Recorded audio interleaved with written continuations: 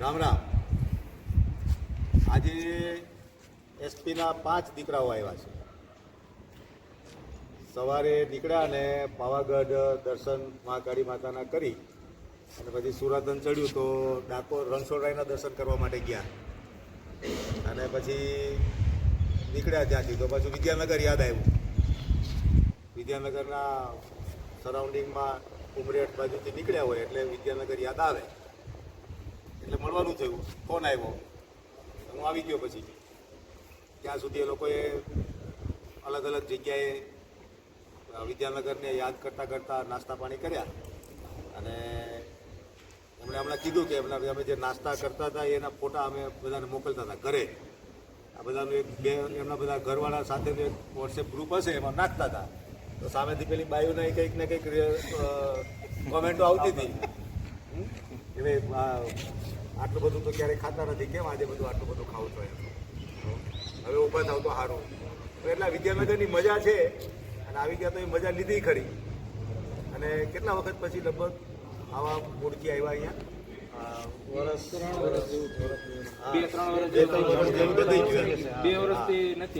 બરાબર. લગભગ 2008 થી 2013 બે જણા 2008 થી અને બે જણા 2007 થી, એટલે 8 થી 13 દરમિયાન આ પાંચે લોકો અહીંયા ભણીને ગયા. વિશેષ પરિચય પોતે જાતે જ આપશે, એટલે કોલેજમાં ગયા, બાકી બધું અત્યારે પોતાનો વ્યવસાય શું છે એ પરિચય લઈ લઈએ, પછી આપણી ગોષ્ઠી આગળ વધારશું. તમે ચાલુ કરો. રામ રામ. મારું નામ હિરેન વિરડિયા.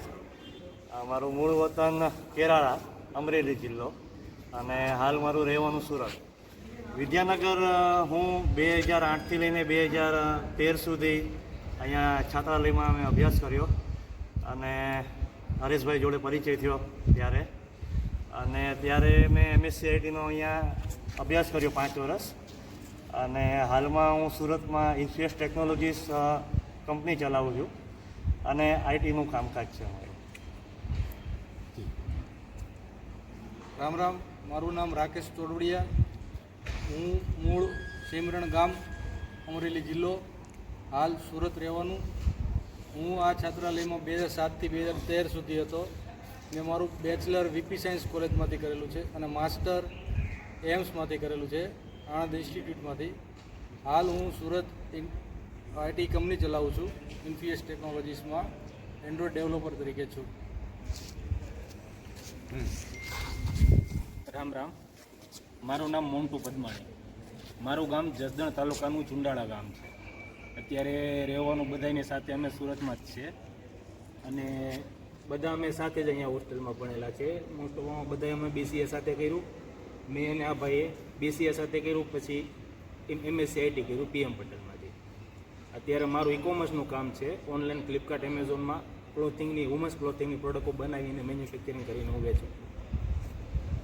રામ રામ. મારું નામ જયદીપ સેંજલિયા, ગામ જીરા, તાલુકો સાવરકુંડલા, જિલ્લો અમરેલી. મેં અહીંયા 2008 થી 2013 સુધી અહીંયા SP હોસ્ટેલમાં રહેલો છું. મેં બેચલર ડિગ્રી NV પટેલમાં કરેલી અને માસ્ટર ડિગ્રી મેં MSc-IT PM પટેલ કોલેજમાં કરેલી છે. અને હું હાલ IT કંપનીમાં છું. મારી કંપનીનું નામ ઇન્ફિયસ ટેકનોલોજી છે. રામ રામ. મારું નામ નિલેશ કુમાણી અને ગામ નવાણિયા, અને અમારી બેચ હતી 2007 થી 2013 સુધી. અને મારી કોલેજ પૂરી થઈ MB પટેલ સાયન્સ કોલેજમાં. અને અમારે આજે બેઠા હતા હરેશભાઈને અમે બધા, તો ઘણી બધી વાત થઈ સમાજ સુધારણા માટેની. ઘણી બધી વાત થઈ કે વ્યક્તિગત સુધારા માટે શું કરવું.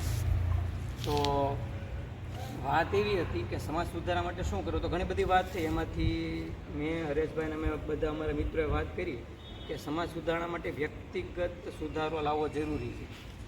તો એના માટે પર્સનલી મને એવું ફીલ થાય છે કે સમાજ સુધારણા માટે શિક્ષણ સુધારો હોવો જરૂરી છે.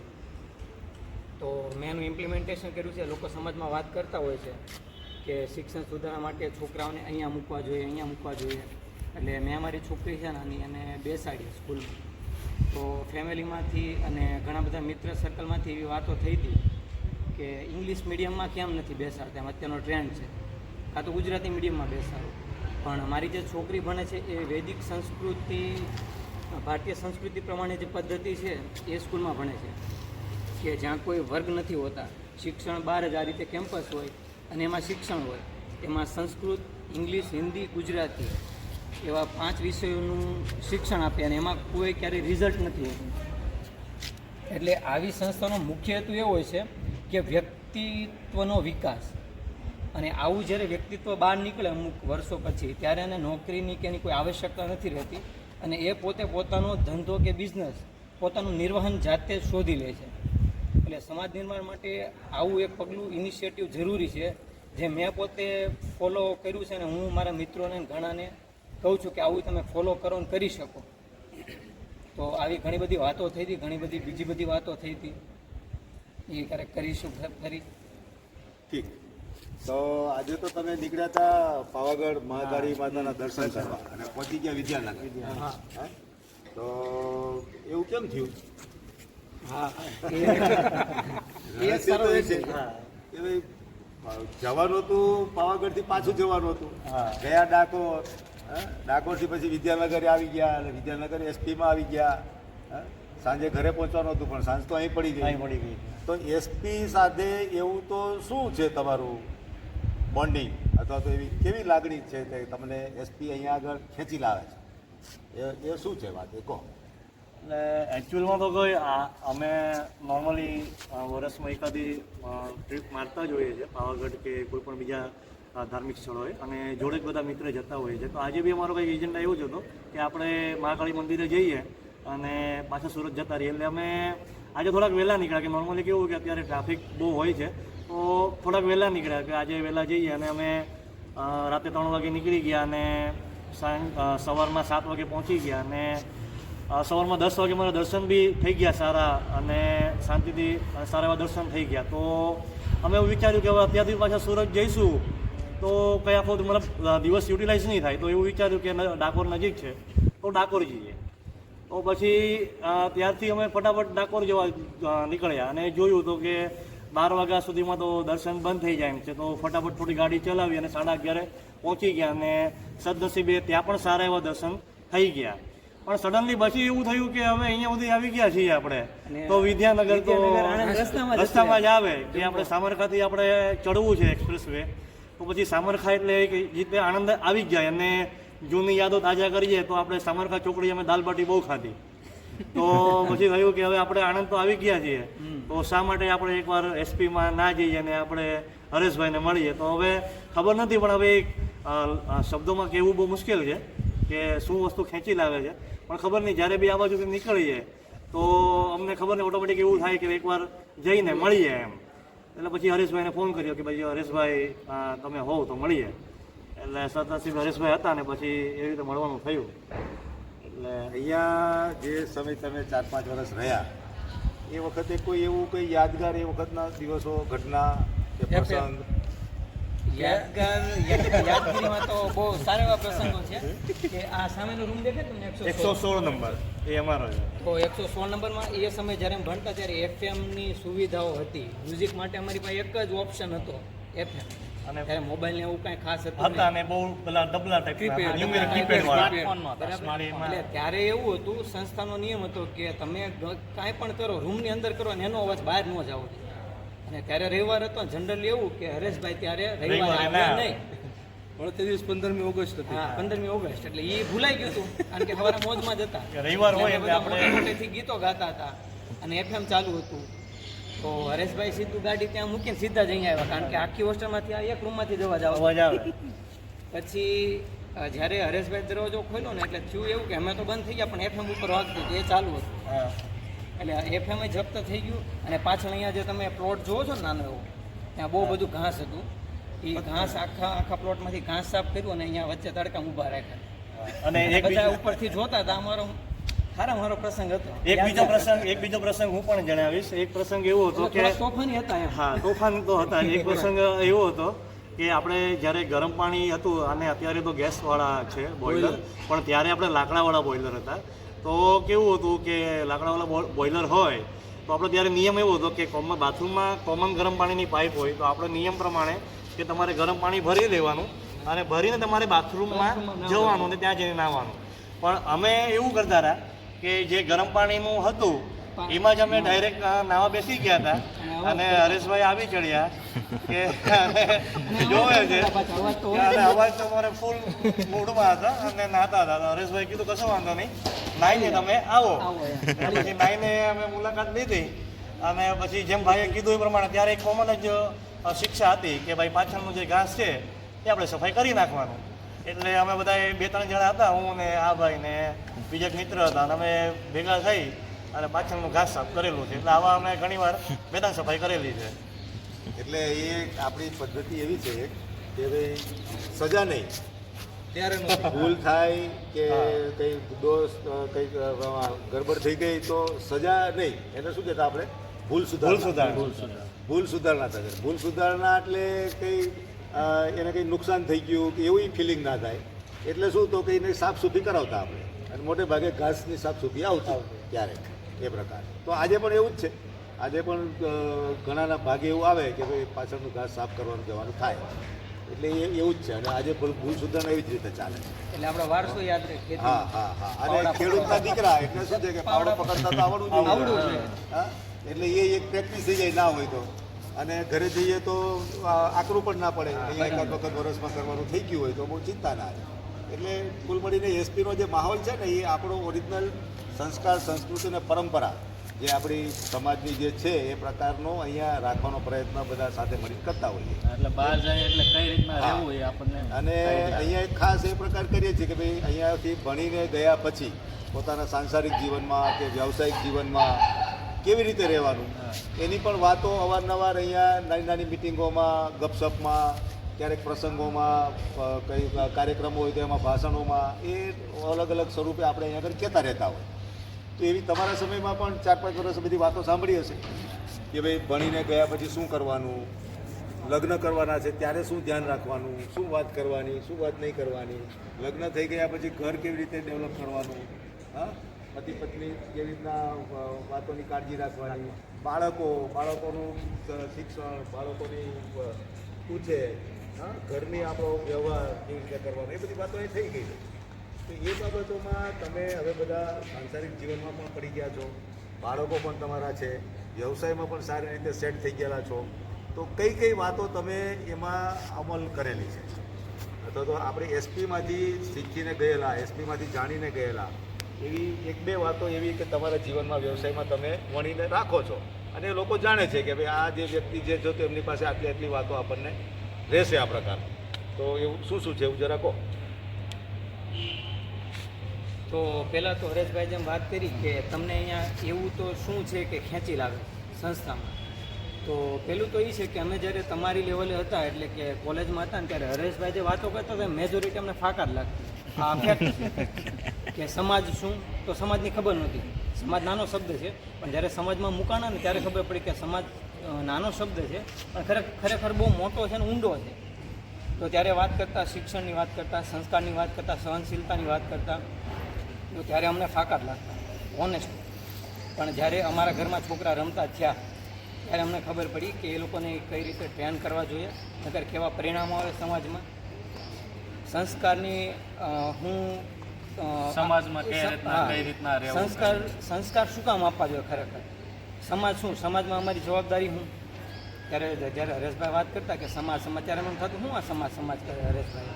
પણ જ્યારે ખરેખર સમાજમાં મુકાણા ને પછી ખબર પડી કે ખરેખર સમાજ માટે કંઈક કરવું હોય ને એ પણ નિસ્વાર્થ ભાવે કરવું હોય ને એ બહુ જ કહેવું ખાલી અને કરવું એ બહુ અલગ વસ્તુ છે અને બહુ અઘરી છે.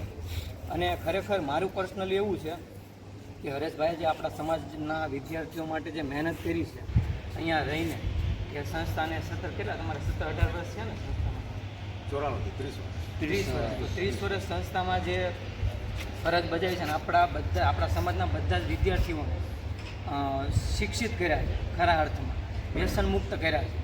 તો આ એક એનું જે ઇનિશિયેટિવ છે ને એ જ અમને નિસ્વાર્થ ભાવનું લાવે. કારણ કે ત્યારે એ કરતા હતા ને ત્યારે એટલું બધું ઇફેક્ટિવ નહોતું લાગતું. પણ જ્યારે અમે સમાજમાં આવ્યા, સમાજને જોયો કે આપણા જ બાળકો છે એ આ લેવલે, આપણા છોકરા અત્યારે પછી આવા થશે તો તકલીફ આપણા સમાજને જ છે. એ બધું જોયા પછી એમ લાગ્યું કે હરેશભાઈ જે 30 વર્ષનો જે ભોગ આપ્યો છે ને ખરેખર કોઈ આપી ન હતું. ખરેખર એમ. અને એના માટે એને ઘણા બધા બીજા વસ્તુઓ કરી છે જે અમુક ના કહી શકાય પણ એ છે. તો એનો ભાવ જે છે સમાજ માટે એ મને પર્સનલી અહીંયા ખેંચી લાગે. કારણ કે એણે સજા કરી હતી, બાકી સજા કરે તો કોઈ સામું ના જોવાય, પણ એ સમય જતાં ખબર પડે કે ખરેખર સમાજ માટે જે કામ કરવું ને બહુ અઘરું છે. અને એ જે હરેશભાઈના લેવલ એવું નથી કે હરેશભાઈ અહીંયા બેઠા છે એને સારું લગાડવું એવું નથી, કારણ કે અમે તો આ બધું કરી ચૂક્યા છીએ. એટલે હવે ખબર પડે કે નહીં ભાઈ હરેશભાઈ તે કહેતા હતા ને એ બહુ સારું હતું ને સાચું હતું. એટલે જે છે ને કે ભાઈ આ એસપી હોસ્ટેલ તરીકે નથી જોવાતી, પરિવાર એ પરિવાર તરીકે જોવાય છે. એટલે ભૂતપૂર્વ વિદ્યાર્થીઓ એક વર્ષના તો એવું કીધું કે આ દૂરથી ઘરથી દૂર બીજું ઘર.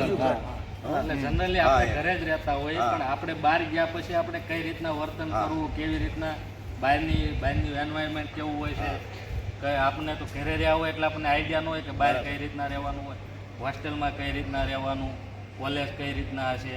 એટલે એ બધું આ હોસ્ટેલમાં અમને ઘણું બધું ઘરથી દૂર બીજું ઘર, એટલે એવી રીતે ઘરની માહોલથી રહેતા વિદ્યાર્થીઓ આજે પણ રહે છે એ પ્રકારે. અને બીજું ગયા અને ઘણા બધા એને પિયર તરીકેનો ભાવ આવે છે. હું ઘણી વખત કહેતો હોઉં કે ભાઈ ભૂતપૂર્વ વિદ્યાર્થી જ્યારે અહીંયા આવે છે ને તો એક પિયર તરીકેની એની લાગણી હોય છે. હું પિયરમાં જ આવું છું.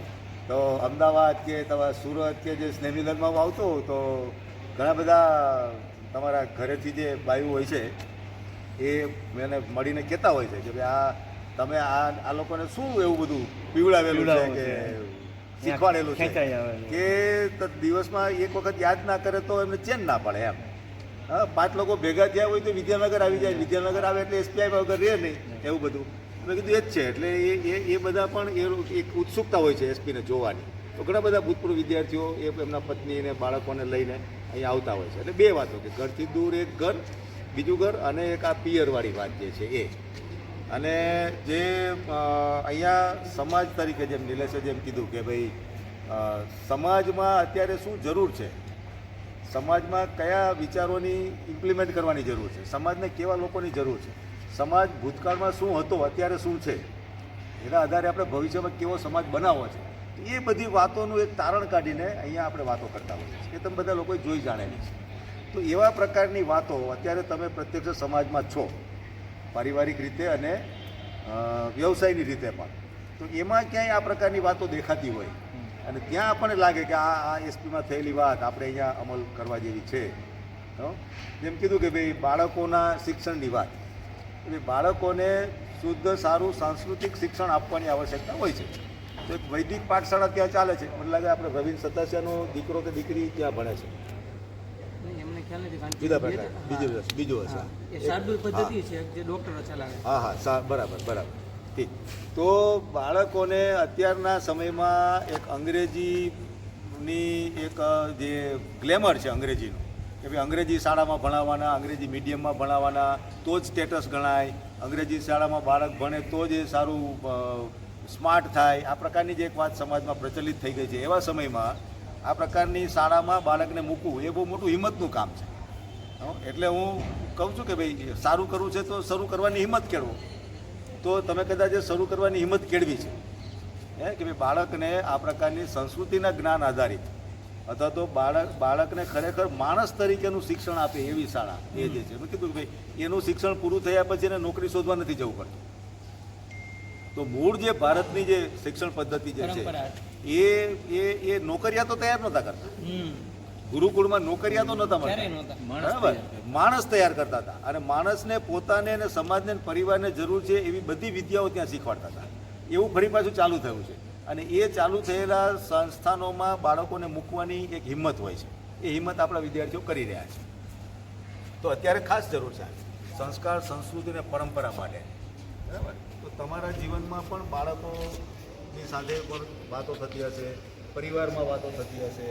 તો એસપીમાં જોઈ જાણેલી શીખેલી વાતોને અમલ કરવા માટે શું સારી વાતો મળે છે, શું તકલીફો મળે છે, એવું કંઈ થયું હશે તો એવું કહો. હરેશભાઈ, તમે આ જે બે વાત કીધી હતી ને એ લાગે છે તો સારી, પણ જ્યારે અમલ કરવા જઈએ છે ત્યારે મુશ્કેલી પડે છે. તો એવું કંઈ હોય તો એવું કહો, તો ધ્યાનમાં આવે શું કરી શકાય. એ વાત તો વિચાર માંગી પણ એક વાત હતી કે હરેશભાઈ કહેતા કે સમાજને આપણે સુખી કરવું હોય, સુધારવું હોય તો પહેલાં સ્વસ્થ આપણે હોવા જોઈએ. પહેલા એના આપણે માટે શરૂઆત કરી. હા, તો એના માટે મેં ચાલુ કર્યું હતું પર્સનલી ફૂડ, કે હું કે બહારનું દૂધ નથી ખાતો, છાશ નથી ખાતો. તો લોકો મને શરૂઆતમાં એવું કહેતા તું નાટક કરે છે, આનાથી કાંઈ ફરક ન પડે, એમ ક્યારેક ક્યારેક ખાઈ લેવું જોઈએ. પણ આજે પર્સનલી હું લગભગ 12 થી 13 વર્ષ થઈ ગયા, સોફ્ટ ડ્રિંક બંધ કરી દીધા, એક પણ નહીં ક્યારેય. અને બહાર જઈએ તો મારી જોડે છાશની બોટલ મારી પોતાની ભેગી હોય. અને મારી છોકરી એવું શીખી રહી છે કે એ બહારનું પેકેટ નથી ખાતી. જો કે એની સંસ્થામાંથી શિક્ષણ આપે છે કે બહારનું ક્યારેય નહીં ખાવાનું. એ કદાચ તમને ચોકલેટ ખાતા જોઈ જાય તોય તમને એમ કે ચોકલેટ ન ખવાય, એમાં પ્રિઝર્વેટિવ હોય. અને હું અત્યારે ભારતીય સંસ્કૃતિ પ્રમાણે ઘણા એવા આપણે હોય કે આવું ન કરવું જોઈએ, આવું ન કરવું જોઈએ. પણ મેં પર્સનલી આજે મારે 5 વર્ષ થઈ ગયા, હું કોલગેટનો યુઝ નથી કરતો, હું દાંતણનો યુઝ કરું, લીમડો અને બાવળ અને ખેર. એટલે આ મેં પર્સનલી ચેલેન્જ લીધી છે અને હું પૂરી કરું છું.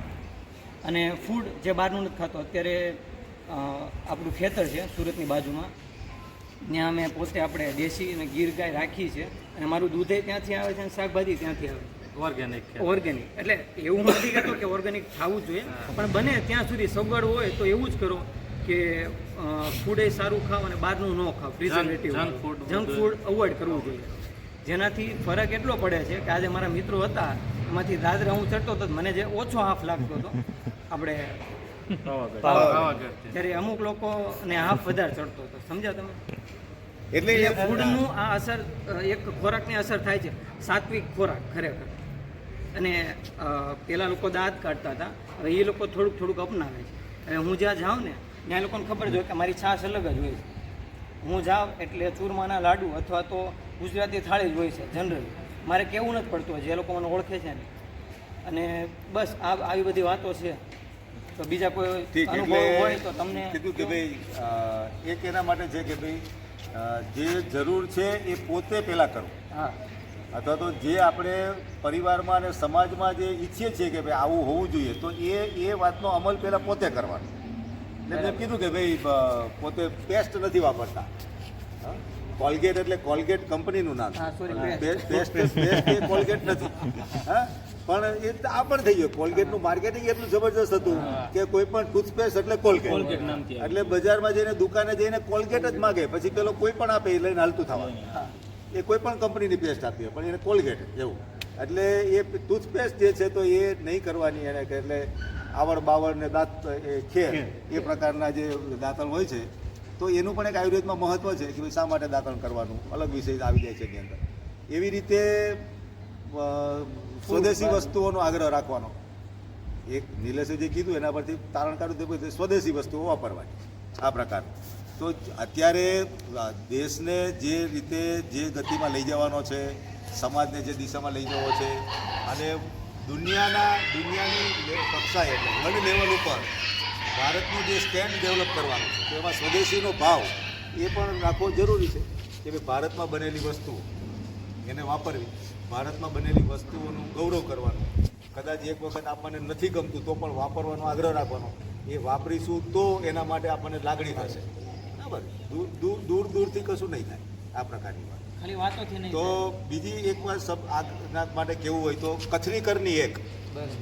અત્યારે સમાજમાં કથની ને કરની એ સમાનની બહુ મોટી સમસ્યા છે. એ સમાન દેખાતું નથી. બરાબર, એક જાહેર જીવનમાં કોઈ પણ વ્યક્તિ કે પરિવારમાં કોઈ પણ વ્યક્તિ વાતો કરતો હશે, કંઈ કૃતિ કંઈક જુદી કરતો હશે, તો કથની કરની એકની વાત પણ આપણે એસપી દ્વારા બધાને જણાવીએ છીએ કે ભાઈ અગર જે બોલો છો એ કરો, જે નથી કરવું એને બોલો નહીં. બરાબર, તો કથની કરની એક અત્યારે સમાજમાં લાવવું બહુ જરૂરિયાત છે. એનું માધ્યમ કદાચ એસપી બની રહી છે. એસપીના વિદ્યાર્થીઓ મને ગૌરવ છે એના માટે કે ભાઈ જે સારી વાતો છે તો પોતે અમલ કરે છે, અને સમાજ સુધારણા માટે કે બાકી જે કંઈ પણ વાતો હોય છે એમાં પણ પોતે કરીને એક ઉદાહરણ પ્રસ્તુત કરે છે. તો આની અંદર પણ અને સમાજમાં એસપીના વિદ્યાર્થી તરીકે સામાજિક આગેવાન કે બાકી કોઈ પણ પ્રકારના જે આગેવાન જે કહેવાતા હોય છે એ પ્રકારના લોકો સાથે પણ સંબંધ કેળવીને એ કથની કરની એકનું જે અંતર જે છે સમાજમાં એ કેમ ઓછું થાય એના માટેની ચર્ચાઓ પણ કરી રહ્યા છે આપણા ભાઈઓ. ત્યાં જ્યાં કે પણ જે મોકો મળે છે ગ્રુપમાં બેસવાનો, સમાજના આગેવાનો સાથે બેસવાનો, તો કથની કરની એક આ પ્રકારની વાત. સુરતમાં બહુ મોટો સ્કોપ છે. તો નાના નાના કામો શરૂ કરીને નાના નાના લોકોને સાથે લઈને આવી કોઈ ઉદાહરણ પ્રસ્તુત કરવાના, બરાબર.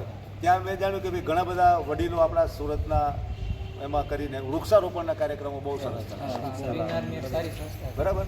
તો સંસ્થા તરીકે પણ કરતા હશે ને ક્યાંક સોસાયટીના વડીલો 4-5 ભેગા થઈને પણ કરતા હશે, પણ કરે છે. કેમ? તો કે વૃક્ષની કિંમત એને ખબર છે, બરાબર. વૃક્ષોનું નિકંદન કાઢ્યું, બાકી જે કંઈ પણ કર્યું, એ વિકાસ થયો એ જુદી વાત છે, પર્યાવરણ બગડ્યું એ જુદી વાત છે, બધું જ છે. પરંતુ બધું સાથે લઈને ચાલવાનું છે. વિકાસ પણ કરવાનો છે, પર્યાવરણ પ્રકૃતિને પણ સાચવવાની છે. તો આ પ્રકારે રહીને આપણા સંસ્કાર, સંસ્કૃતિને, પરંપરાનું જતન કરીને આપણું પરિવાર, આપણા બાળકો, આપણું કુટુંબ, આપણો સમાજ એ કેવી રીતે મોટો થશે, ઊભો થશે, મજબૂત થશે. તો એવું વિચાર તમારા મનમાં શું ચાલે છે કે ભાઈ આવું કરીએ તો આ વસ્તુ શક્ય છે? ભલે હમણાં કદાચ આપણે નહીં કરતા હોય, પરંતુ આપણે ભવિષ્યમાં આવું કરીએ તો ઘણું સારું થાય, વ્યક્તિગત રીતે પણ, પરિવારમાં અને સમાજમાં.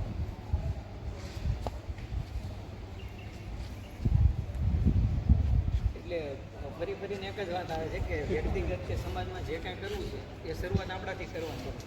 અને મેં જેમ વાત કરી એમ ઇમ્પ્લિમેન્ટેશન ચાલુ કરી દીધું છે. ખાલી બોલવું નથી, એમ જે બોલવું છે તો કરવું છે. કારણ કે હું જો જે બોલું છું નથી કરતો તો મારી છાપ કંઈક અલગ છે, લોકો માનવાના નથી. પણ ખરેખર મેં ઇમ્પ્લિમેન્ટેશન કર્યું છે, એના પરિણામ મેં જોયા છે, મારા ગ્રુપમાં જોયા છે, મારા પરિવારમાં જોયા છે.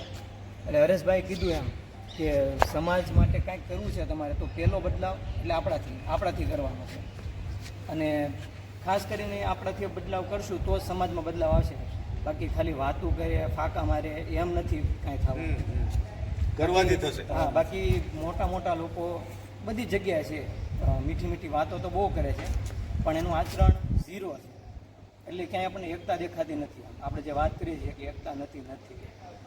અને ક્યાંક ને ક્યાંક સમાજકારણમાં રાજકારણ વધારે ભાગ ભજવે છે.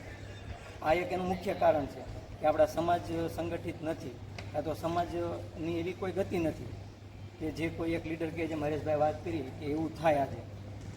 એનું એક જ કારણ છે કે બધાને ખબર છે કે આ વ્યક્તિ અહીંયા ભાઈ બેઠા છે તો એનો કાંઈક પોતાના સ્વાર્થ માટે બેઠા છે, સમાજના સારું કરવા માટે નથી બેઠા. એટલે જ્યાં સુધી આચરણમાં નહીં આવે કોઈ પણ વસ્તુ, ત્યાં સુધી સમાજનું એક શ્રેષ્ઠ સમાજનું નિર્માણ તો નથી જ થવાનું. એટલે પહેલાં પોતાને બદલવાનું છે, એટલે બધું બદલાઈ જાય. હરેશભાઈ આપણે વારંવાર કહેતા આવે છે કે આપણે સમાજનું સંગઠન કરો. હવે હરેશભાઈ થોડી વાર પહેલાં એવું પૂછ્યું કે તમે એવી વસ્તુ કઈ છે જે કરવી પડે એમ છે અને તમારા એકલાથી નથી થાય. હવે એ વસ્તુ વાત થાય છે સંગઠનની. હવે સંગઠન એવી વસ્તુ છે કે હું ચાલુ કરું પણ મારા ઉપરવાળા અથવા મારા નીચેવાળા બધા નહીં કરે ત્યાં સુધી કોઈ દિવસ સંગઠન નથી થવાનું. ઘણીવાર એવી બી ડિસ્કસ થાય છે કે મોટા હોદ્દાના જે સમાજના ટોપ લેવલના અગ્રણીઓ છે એ લોકો ઘણીવાર એવા કિસ્સા બને છે કે ઘણી જગ્યાએ ભેગા થવામાં બી અચકાય છે. કેમ કે હું પેલા સમાજનો છું, બંને વચ્ચે વિખવાદને કારણે એ લોકો સાથે ઊભા રહેતા બી અચકાય છે. હવે એ જ લોકો જો અચકાશે તો અમારા જેવા અથવા નીચેના લેવલના લોકોને થોડો ડર લાગવાનો છે કે એ નથી કરતા તો આપણે કેમ કરવું. તો હવે આ બધી વસ્તુની સમાજ સંગઠન કરવાની શરૂઆત આપણા ઉપલી લેવલના અથવા સમાજના હોદ્દેદારો જે અગ્રણીઓ, મોટા અગ્રણીઓ છે એ લોકોથી શરૂઆત કરવી પડશે. હવે એ હું કરીશ તો મારા લેવલથી થઈ જશે, પણ હું બીજાને કહીશ અથવા મારા ઉપલી અધિકારીને કહીશ તો એ કોઈ કરવાનું નથી. હું કરીશ પણ બીજા કરે એની ગેરંટી કોઈ નથી આપતું. તો જો ઉપલી લેવલના અધિકારો એ બધે કરશે અથવા હોદ્દેદારો છે એ કરશે, એને નીચેથી એના નીચેના બધા કરશે. એને કારણે સમાજ સંગઠન થવાનું કાર્ય ત્યાંથી નથી થશે. એટલે એ વસ્તુ હરેશભાઈ કીધી એમ કે કરવી પડે એમ છે પણ આપણા એકલાના હાથમાં નથી. અને જ્ઞાતિવાદ ત્યાંથી જો એ લોકો કરશે ને તો ત્યાંથી જ જ્ઞાતિવાદ નીકળશે. એટલે એસપી પરિવાર તરીકે એસપીએન, તમે બધા એસપીએન થઈ ગયા ને, તો એસપીએન તરીકે આપણે સમગ્ર સમાજ તરીકે જ આપણા વિદ્યાર્થીઓ જેટલા પણ અહીંથી દર વર્ષે ભણીને જાય છે સમાજ તરીકે જાય છે. એ પછી હું આ જિલ્લાનો એવો એસપીનો વિદ્યાર્થી નથી બોલતો, બરાબર? તો એ શરૂઆત થઈ ગઈ છે. બરાબર. આજે કોઈ પણ જગ્યાએ કદાચ જિલ્લાવાદ ચાલતા હશે કે કંઈ પણ ચાલતું હશે, પરંતુ જ્યારે એસપીની જ્યારે વાત આવે છે ત્યારે એસપી રહેશે. કોઈ બી જિલ્લાનો વ્યક્તિ હોય, બરાબર. કોઈ બી વ્યક્તિને જરૂરિયાત હશે તો આપણે સપોર્ટ કરશે. કોઈ પણ એસપીનો વિદ્યાર્થી ભૂતપૂર્વ એ ક્યાંક ઊભો હશે અને બૂમ પડે છે એસપીના નામની, તો એ એસપીએન બની જાય છે. હા, ત્યારે એને જિલ્લો એનો યાદ નથી આવતો. તો આપણે શરૂઆત થઈ ગઈ છે. શરૂઆત થઈ ગઈ. એને માત્ર હવે એનું સ્વરૂપ થોડુંક મોટું કરીને સમાજમાં બાકી જગ્યાએ જ્યાં એસપી નથી ત્યાં એને પ્રચલિત કરવાનું છે.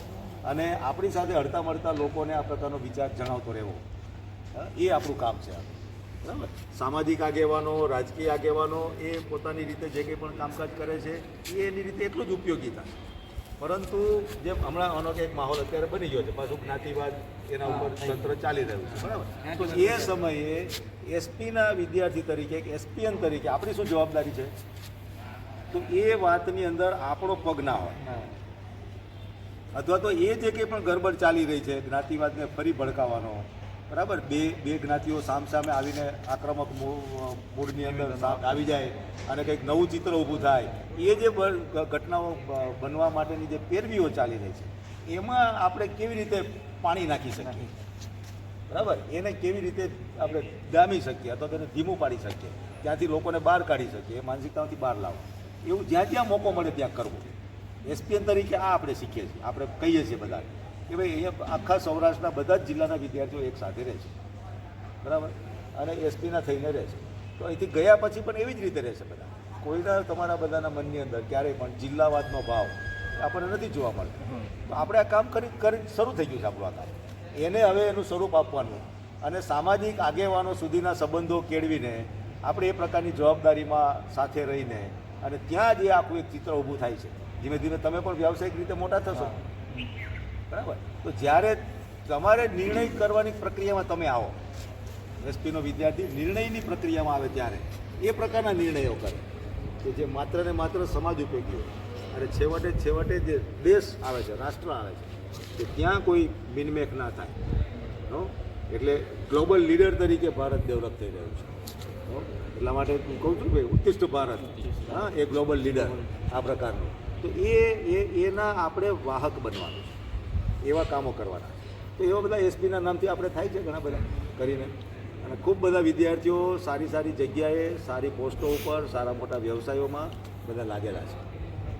એટલે હવે આપણા એસપીના જાન્યુઆરી મહિનાના અવસરમાં આપણે એક પેટર્ન એવી બનાવી છે કે દર વર્ષે એક વ્યવસાયિક ક્ષેત્રના આપણા બધા ભૂતપૂર્વ વિદ્યાર્થીઓને મંચ ઉપર લાવવા.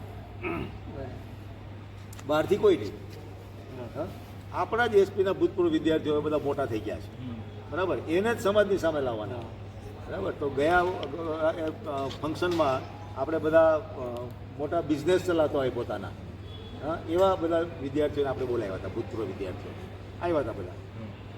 એની પહેલાં એક વખત સરકારી પોસ્ટોમાં જે અધિકારી જે લોકો બન્યા છે એમાં બોલાવ્યા હતા.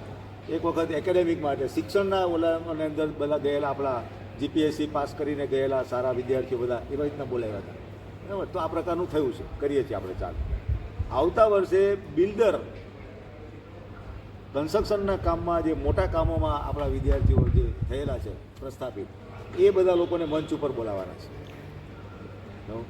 પછી સીએ અને વકીલ આગલા વર્ષોનું નક્કી કરી દીધું છે.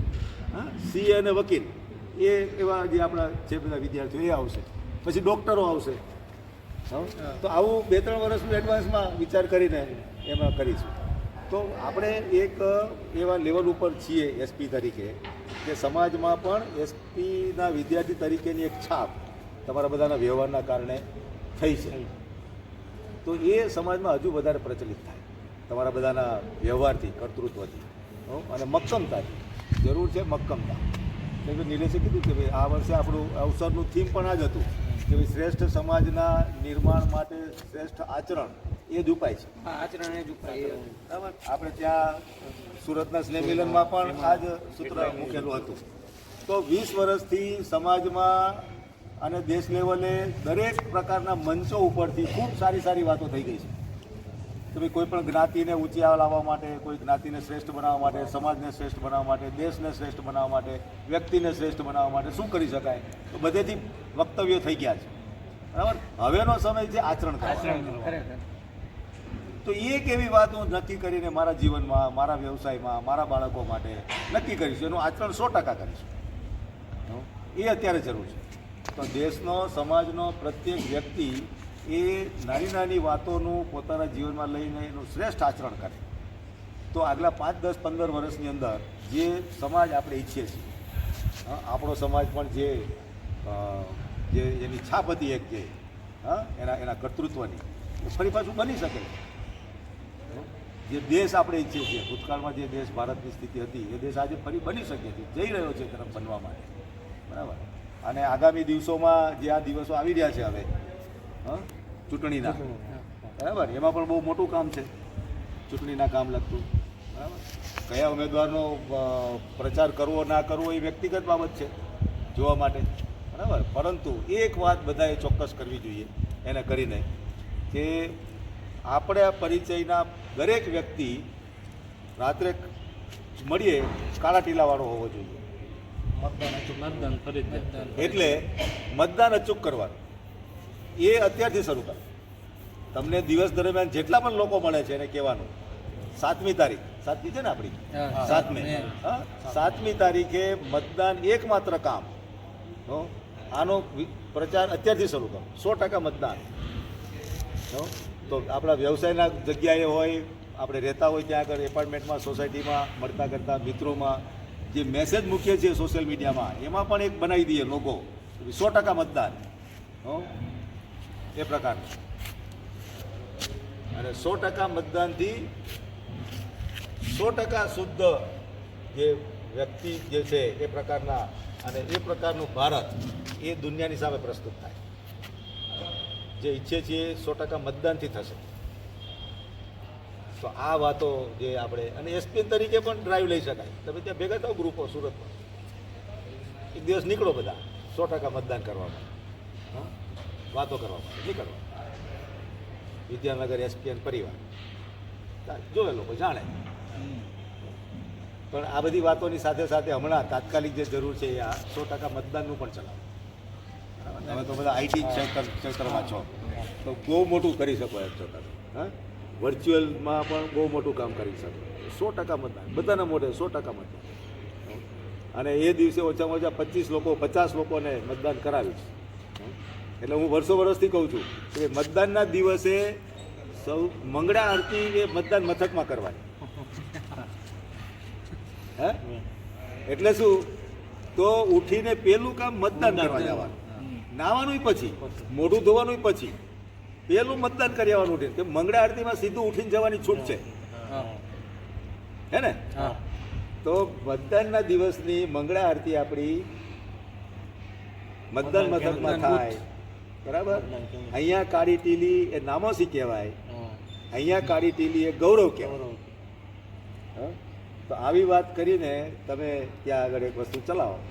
અને એસપીની જે વાતો છે કે ભાઈ સારા લોકોની સાથે રહેવું, સારા લોકોને સાથે રાખવા, સારું કરવું છે તો શરૂ કરવાની હિંમત કેળવું. ગમતા ગમાડતાના સમીકરણોમાં સાચા પાક્કાને અન્યાય ના થઈ જાય એની ચિંતા કરવાની. ગમતા ગમાડતાનું પણ બહુ ચાલે ને. એ મને બહુ ગમે છે તો હું એનું રાખું એમ. એ મને ગમાડે છે તો હું એનું રાખું કે પછી બીજાને અન્યાય થઈ જાય. તો આ બધી જે વાતો જે છે એ કરવા જેવું કામ છે. અને સમાજની અંદર સંગઠન ભાવ, સદભાવ, સમરસતા, ઉચ્ચ નીચના ભેદભાવ નહીં. અને જ્યાં જરૂર છે ત્યાં આપણે હાજરી. સમાજમાં કરવા જેવું ઘણું છે. તમારી પાસે ભગવાને તમને આપેલું છે, થોડુંક સમાજ માટે આપો. જાતે શોધો કે ક્યાં જરૂર છે. સમાજનો જે ખોટ છે સમાજ જ પૂરી કરશે. આપણા સમાજમાં જેને જેટલી જરૂર છે એ આપણે જ પૂરી કરીશું. બરાબર. તો આ પ્રકારનું એક કામ તમે બધા કરતા થાઓ, કરો જ છો. બરાબર. હજુ એને થોડું મોટા લેવલ ઉપર લઈ જાઓ, લોકોને જોડો બધા સાથે. એવી એક અપેક્ષા સાથે આપણી વાતો કરતા હોઈએ છીએ. આવતા રહેજો, મળતા રહેજો અને કરતા રહેજો. બરાબર. ચાલો, તો આનંદ થયો આજે ફરી. અને ફરી આવે બીજા દીકરાઓ એસપીના મુલાકાતે આવે ત્યારે ફરી મળીશું. ત્યાં સુધી બધાને રામ રામ.